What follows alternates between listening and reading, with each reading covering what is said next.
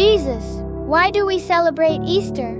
Let me tell you a story, little one. Easter is the day everything changed forever. The day love proved it was stronger than death. But how? It began during a week they now call Holy Week. On Sunday, I entered Jerusalem. Crowds cheered. They waved palm branches.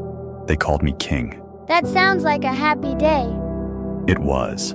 But the cheers didn't last long. By Thursday night, I sat at a table with my closest friends. I washed their feet to show them love means serving, not being served.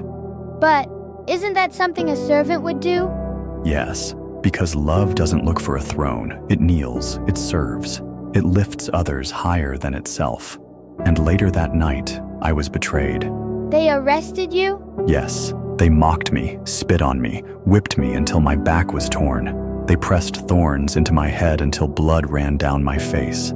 And then, they nailed me to a cross. They nailed you? Through my hands and feet. The pain was unbearable, but I stayed. Not because they forced me, but because I chose to. I hung there for hours, carrying the weight of every sin the world had ever known.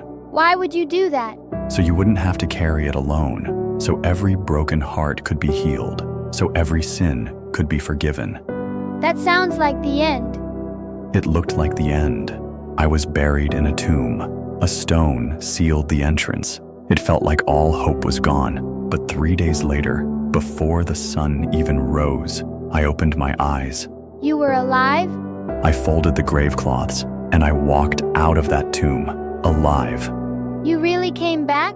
I did. I defeated death, and from that moment on, anyone who believes in me can have life that never ends. So Easter is about you rising? It's about the darkest day turning into the greatest victory. I'm glad we celebrate that. And every time you choose love, forgive like I forgave you, or believe when it's hard, you're celebrating Easter too.